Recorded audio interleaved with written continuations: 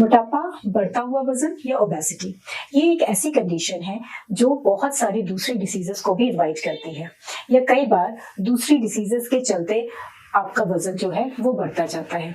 तो दोनों ही कंडीशंस जो है वो एक दूसरे से इंटरलिंक्ड होती हैं। डिसीजेस के कारण वेट का बढ़ जाना या बढ़े हुए वेट के कारण डिसीजेस का हो जाना।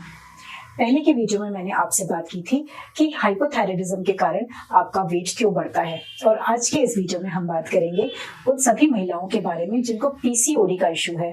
तो पीसीओडी की महिलाओं में क्यों उनका वेट है वो बढ़ता ही जाता है, और आप कैसे उस वेट को भी रिवर्स बैक कर सकते हैं, और कैसे आप पीसीओडी के सिम्टम्स को भी रिवर्स बैक कर सकते हैं लाइफस्टाइल मॉडिफिकेशन की हेल्प से, डाइट की हेल्प से, और साथ ही साथ होम्योपैथी की वंडरफुल मेडिसिन की हेल्प से। आज की इस वीडियो में हम यही सब बात करने वाले हैं। Hello everyone, I am Dr. Mollishri Soni, founder of Reva Home and Wellness Clinic, Bangalore, and welcome all of you to my channel.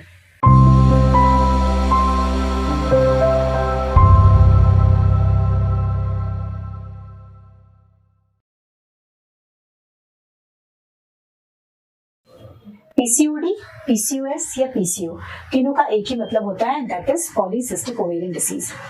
PCOD एक लाइफस्टाइल कम हार्मोनल डिसऑर्डर है। मींस आपकी लाइफस्टाइल काफी डिस्टर्ब है, आपके ईटिंग पैटर्न्स डिस्टर्ब हैं, जिसके चलते आपके हार्मोन्स डिस्टर्ब हो जाते हैं, और उसी के कारण आपको पीसीओडी के बहुत सारे सिम्टम्स आते हैं, साथ ही साथ आपका वेट भी बढ़ जाता है। पीसीओडी के बहुत सारे कॉजेज हो सकते हैं। जो सबसे फर्स्ट और इम्पोर्टेंट कॉज है वो है आपका इंसुलिन रेजिस्टेंस।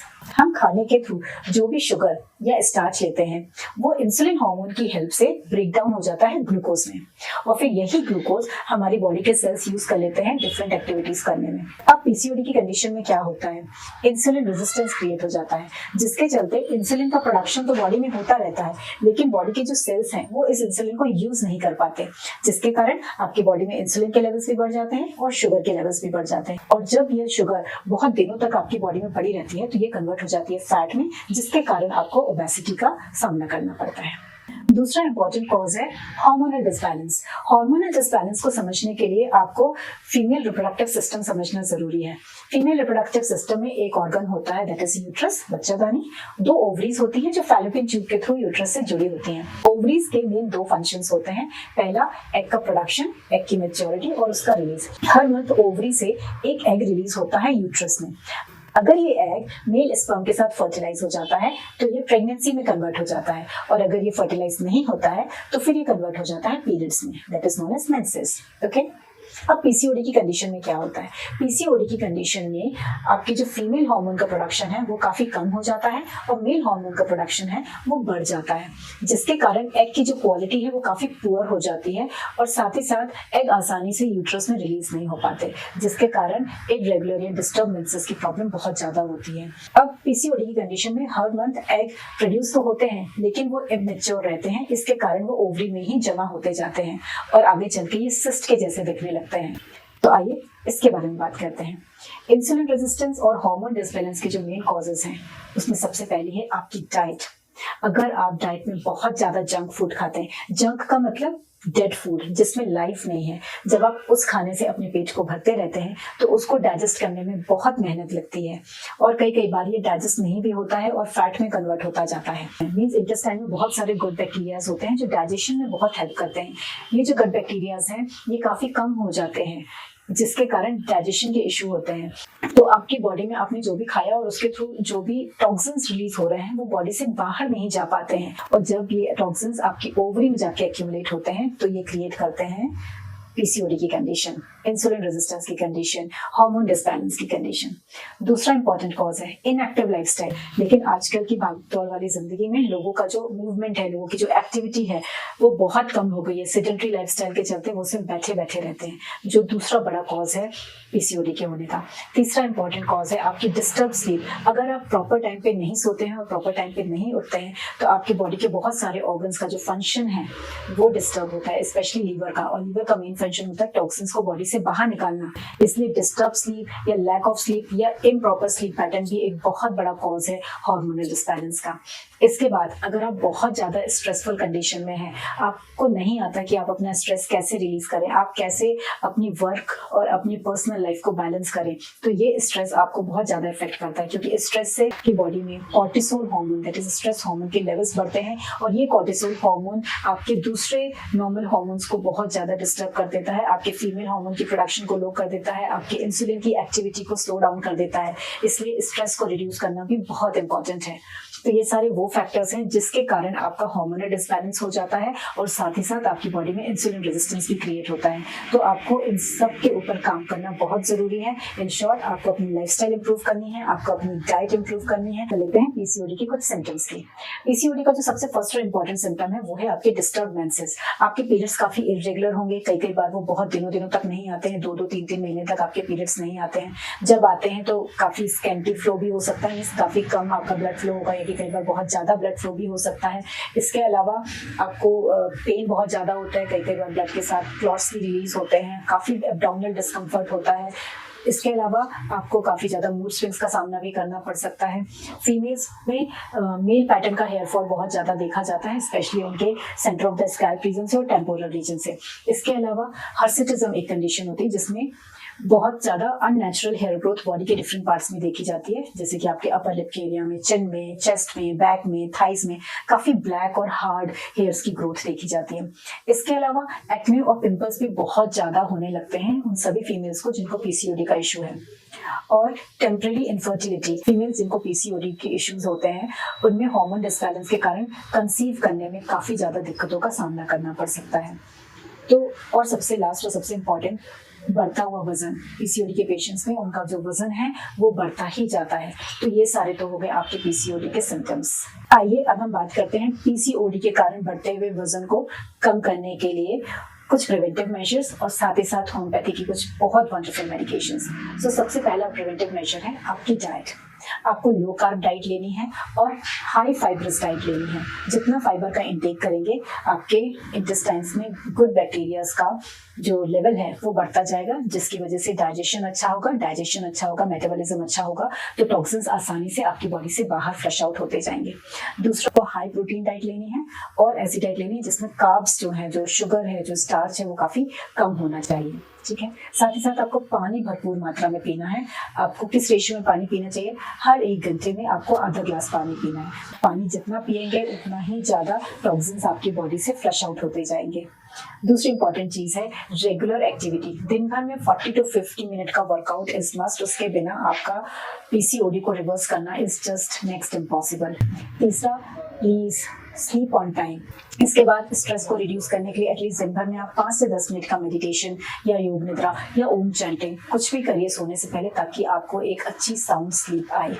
इसके साथ साथ आपको अपनी ब्लड शुगर लेवल्स, अपने ब्लड प्रेशर के लेवल्स रेगुलर मॉनिटर करते रहना चाहिए। हर 3-3 महीने में आप अपना लिपिड प्रोफाइल, किडनी प्रोफाइल, ये सब टेस्ट कराते रहिए, ताकि इससे आपको पता लगता रहे कि आपको पीसीओडी के कारण कोई दूसरे प्रॉब्लम्स तो नहीं हो रहे हैं, या आपके ओबेसिटी के चलते आपको कोई दूसरे इश्यूज तो नहीं हो रहे हैं। सो रेगुलर मॉनिटरिंग करना भी बहुत जरूरी है। और अब बात कर लेते हैं होम्योपैथिक लाइन ऑफ ट्रीटमेंट की। इसमें जो फर्स्ट और मोस्ट इंपॉर्टेंट मेडिसिन है, जो पीसीओडी के सिम्टम्स और ओबेसिटी के सिम्टम्स दोनों को रिवर्स बैक करने में बहुत इफेक्टिव है, और वो है कैलकेरिया कार्प। कैलकेरिया कार्प की पेशेंट्स कैसी दिखती हैं? वो इन जनरल काफी फेयर होती हैं, फैटी होती हैं और फ्लैबी, मतलब कि थुलथुली होती हैं। ठीक है। साथ ही साथ उनको ठंड बहुत ज्यादा लगती है, लेकिन ठंड लगने के बावजूद भी उनके हाथों में, उनके पैरों के तलवों में और उनके हेड में बहुत ज्यादा पसीना आता है। ये एक खासियत होती है। उनको बहुत ज्यादा इनडाइजेस्टेबल चीजें खाने का मन करता है, जैसे कि चॉक, पेंसिल, बॉइल्ड एग्स, ये सब चीजें खाने की उनमें बहुत ज्यादा क्रेविंग्स होती हैं। अगर हम उनके मेंसेस की बात करें तो उनके जो मेंसेस होते हैं वो बहुत जल्दी आते हैं, बहुत लंबे समय तक चलते रहते हैं। जो उनमें ब्लड फ्लो होता है वो भी काफी लंबे समय तक चलता है। उनको एब्डोमिनल डिस्कम्फर्ट बहुत ज्यादा होता है, और मेंटली ये पेशेंट्स जो है वो बहुत जल्दी एग्जॉस्ट फील करती हैं। फिजिकली भी एग्जॉस्ट फील करती हैं और मेंटली भी एग्जॉस्ट फील करती हैं।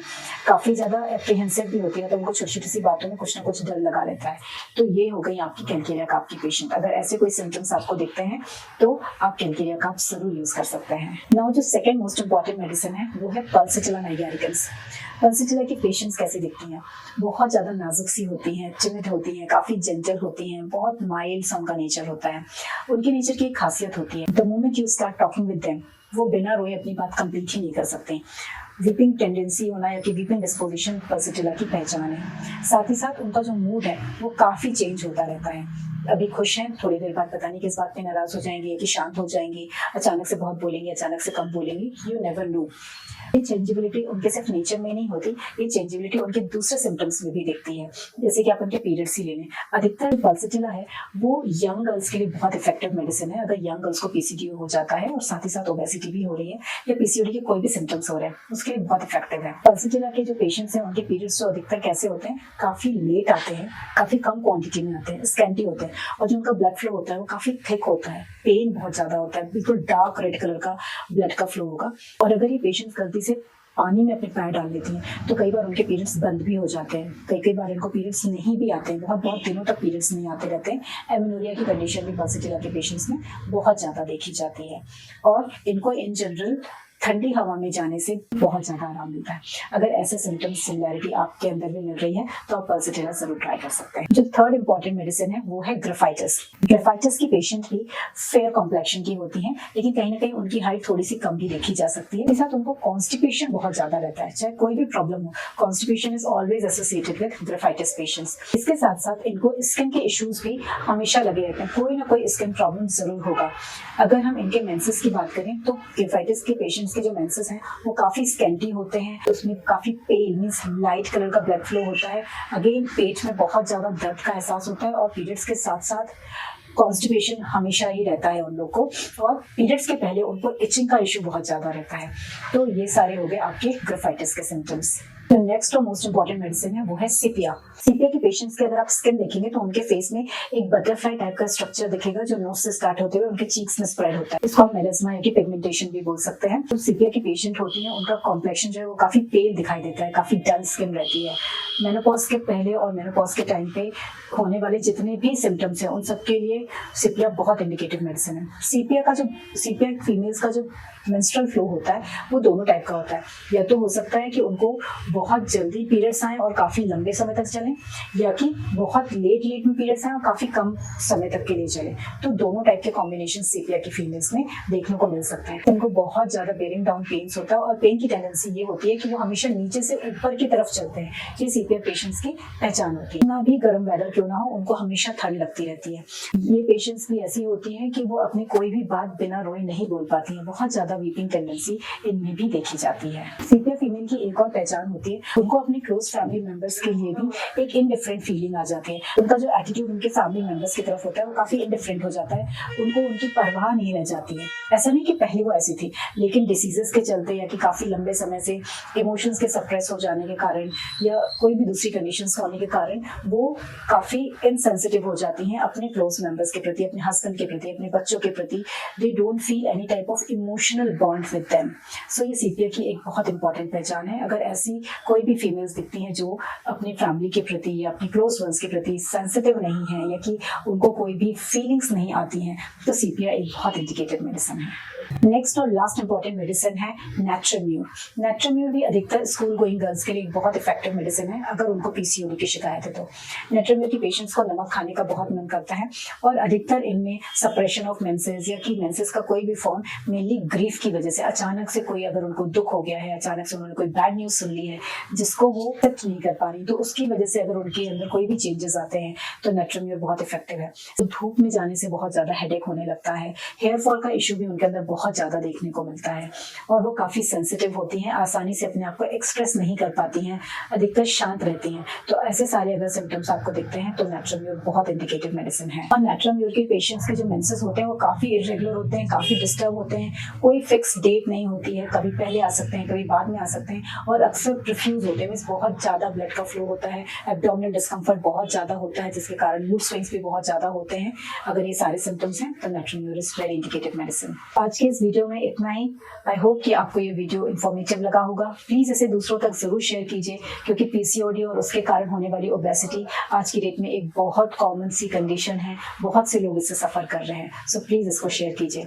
अगर आपको कोई भी क्वेश्चन है, कोई भी क्वेरी है, कोई भी ऐसी चीज है जो आपको समझ में नहीं आती है तो आप मुझसे कमेंट बॉक्स में जरूर पूछ सकते हैं। कोई भी मेडिकेशन आप खुद से मत लीजिए क्योंकि एक हार्मोनल डिसीज है, टिप्स हैं वो जरूर फॉलो कर सकते हैं, लेकिन मेडिसिन आप डॉक्टर की गाइडेंस में ही लीजिए। अगर आपको मुझसे ट्रीटमेंट लेना है तो आप दिए गए डिटेल्स पे कॉन्टैक्ट कर सकते हैं। और अगर आपने अभी तक मेरा चैनल सब्सक्राइब नहीं किया है तो प्लीज सब्सक्राइब कर दीजिए और बेल आइकन को हिट करना बिल्कुल मत भूलिएगा ताकि आपको आने वाले इन्फॉर्मेटिव वीडियोस के इन्फॉर्मेशन मिलते रहें। और तब तक के लिए take care, stay safe, healthy and blessed. Thank you so much.